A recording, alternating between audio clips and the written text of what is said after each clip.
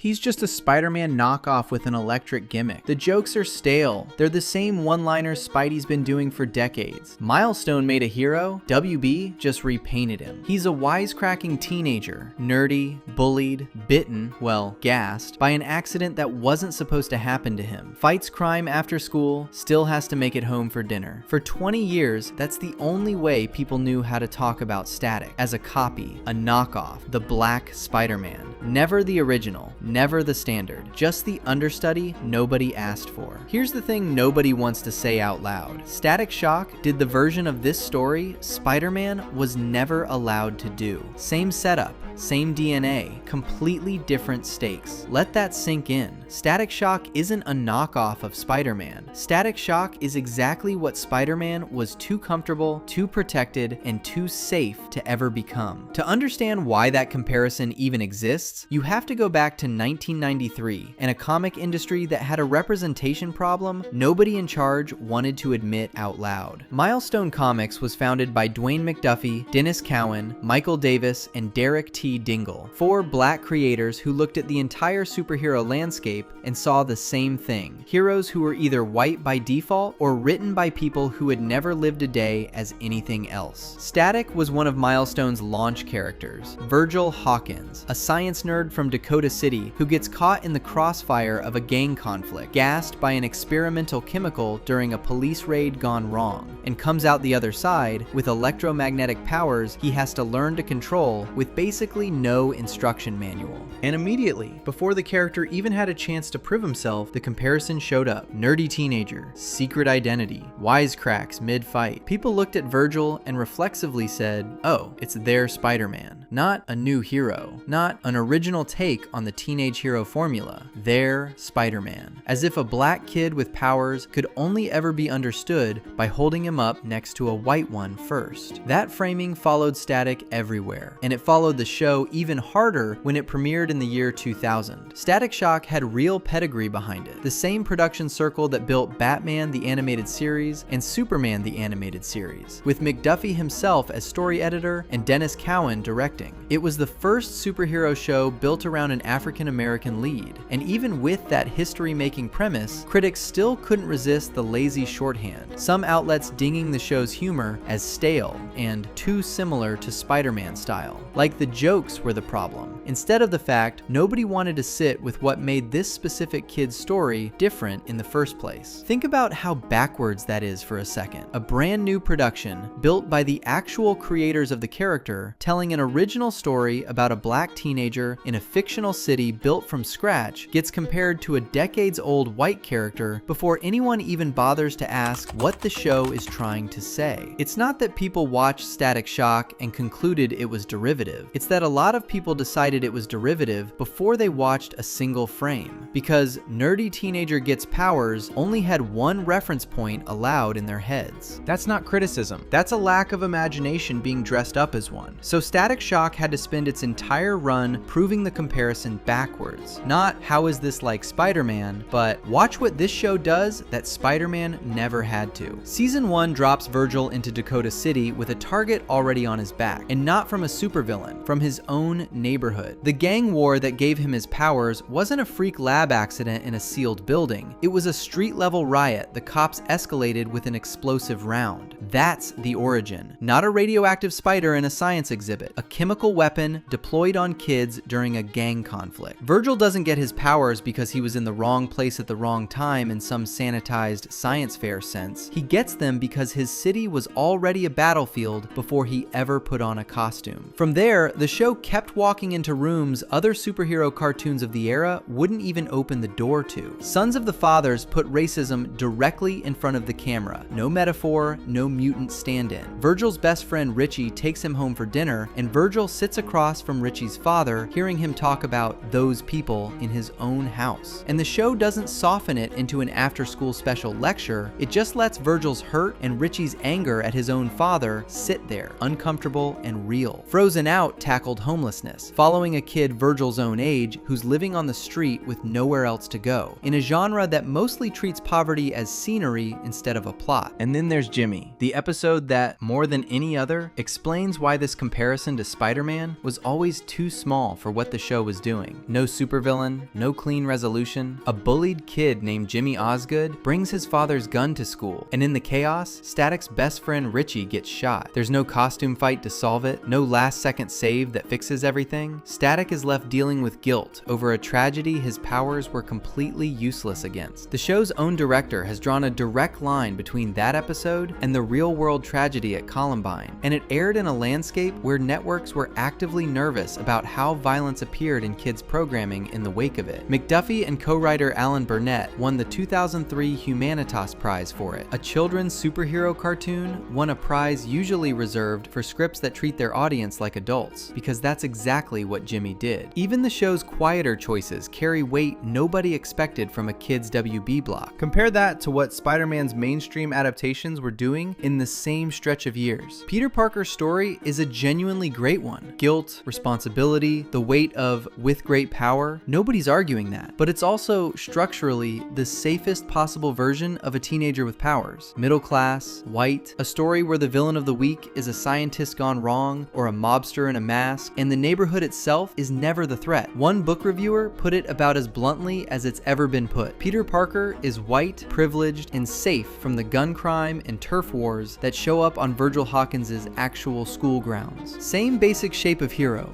wildly different amount of real world the story is willing to let in. And that's the thing that finally forced people to stop treating Static as the knockoff and start treating him as a peer, when the show put him directly next to the DC Pantheon and he didn't shrink. Static and Gear get called up to the Watchtower in a league of their own, standing in as human batteries in a full-blown fight against Brainiac, one of the most dangerous minds in the entire DC universe. Not a cameo, not a nod, a real seat at the table with the Justice League, earned mid-series on a show that was still finding time to do after-school special caliber episodes about racism and gun violence in between crossovers with Batman. That's the moment the "he's just their Spider-Man" argument stops holding up. Because Spider-Man, for all his greatness, exists in a Marvel New York where his personal traumas rarely intersect with the actual social fabric of the city around him. Static exists in a Dakota where the powers, the villains, and the community harm are all coming from the same broken system. He's not fighting evil that shows up from outer space and leaves. He's fighting the fallout of the exact riot that created him, in the same neighborhood he still has to go to school in the next morning. Let's stack it up, because once you actually line these up side by side, the knockoff label falls apart fast. First superhero cartoon built around a black lead, that's Static Shock, full stop.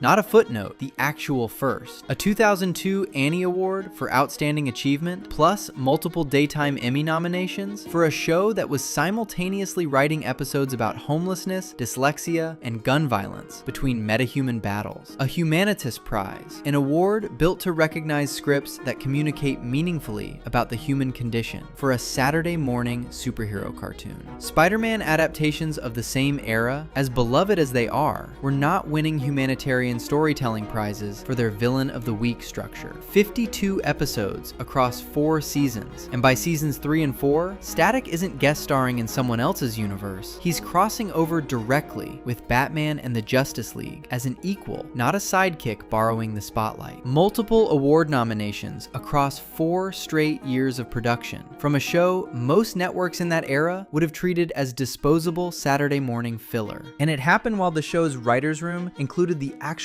co-creators of the character, meaning none of this substance was accidental. It was the point from the very beginning, not something a later adaptation stumbled into. And the character design itself does something Spider-Man's mythology structurally can't. It ties the hero's powers directly to a specific, real, community-level harm, a chemical weapon used on a crowd of teenagers, instead of an isolated, victimless lab accident. Every time Static uses his powers, the show is quietly reminding you where they came from and who put them there. Stack the subject subject matter next to each other, and it gets even more lopsided. In roughly the same stretch of years, mainstream Spider-Man storytelling on screen was largely built around mad scientists, mob bosses, and city-destroying set pieces. Static Shock, on a kids' network budget with a broadcast standards department reviewing every script, found time for racism, homelessness, dyslexia, and gun violence, and still made room for Brainiac, Justice League crossovers, and a kid figuring out his powers through trial and error like any other superhero show. It wasn't choosing between spectacle and substance. It was doing both on a tighter leash with less credit. So let's go back to that criticism. The jokes are stale, too similar to Spider-Man style. Sure, on the surface, a wisecracking teenage hero throwing one-liners mid-fight sounds like a format you've seen before, but that critique only works if you stop at the jokes and refuse to look at everything sitting underneath them. Peter Parker jokes to cope with guilt over Uncle Ben. Virgil Hawkins jokes while carrying the guilt of watching a bullied classmate bring a gun to school while sitting across from his best friend's bigoted father. Same delivery style, completely different weight underneath it. Calling that stale because the joke cadence sounds familiar is like calling two boxers identical because they both know how to throw a jab. And then there's the other version of this doubt, the one that shows up in comment sections and message boards even now, more than 2 decades later, arguing that Static will never be anything other than a copy. That take doesn't hold up against a single fact we just walked through. You don't win a Humanitas Prize, get invited into a Brainiac fight on the Watchtower, and headline the first black-led superhero series in television history by being somebody's shadow. You do that by being the version of the story the genre needed and didn't have the courage to tell yet. There's also a quieter, more honest version of this argument worth sitting with. The idea that Static's DNA does trace back to the Spider-Man archetype, and that's fine, because that's not the insult people think it is. Milestone's own creative team built other heroes in conversation with existing archetypes on purpose, using familiar shapes to smuggle in stories the mainstream wasn't telling. The difference was never the shape of the hero. It was what Milestone was willing to pour into it once nobody was looking over their shoulder telling them to keep it light. Static Shock was never trying to be Spider-Man with a different paint job. Static Shock is what happens when you take the exact same ordinary teenager gets powers formula and refuse to sand the real world off of it. Spider-Man got to keep his city clean enough that the villain was always the exception. Static never got that luxury. For him, the danger was baked into the origin story itself, and the show never once let him or the audience forget it. And that's what makes it so frustrating that Static has spent the better part of the last 2 decades sitting on the shelf while other, safer heroes get remaster after remaster, movie after movie. A live-action Static Shock film has been talked about, teased, and delayed for years. Meanwhile, Spider-Man gets rebooted every few years like clockwork. The character who was willing to say more, risk more, and represent more than almost anything else on Saturday morning television in the year 2000 is still waiting for the industry to catch up to what he already proved he could do. The question isn't whether Static Shock can hold up next to Spider-Man. He already did that on a kids' network budget with a broadcast standards department breathing down his neck. The real question is whether DC and Warner Brothers are finally ready to give him the platform Marvel has handed Spider-Man 5 different times over. A real production budget, a real marketing push, and a story that's allowed to be exactly as unflinching as Sons of the Fathers already proved this character could be, without anyone softening it for a modern audience that's arguably more ready for it now than it was in 2000. Because here's the uncomfortable truth underneath all of this. The industry didn't bury Static for being too derivative. It buried him for being too honest. It's a lot easier to greenlight another Spider-Man reboot than it is to fund a hero whose entire origin is built on gang violence, police escalation, and a chemical weapon fired into a crowd of teenagers. Spider-Man was comfortable, marketable, safe to put on every lunchbox in America without a second thought. Static was never going to be that, and that's exactly why he mattered more. Hit that like button if you think Static Shock deserves way more than he's gotten. Drop a comment. What's the one Static Shock episode you think more people need to see? And if you enjoyed this breakdown, subscribe, because we're doing this for a lot more DC characters that history slept on.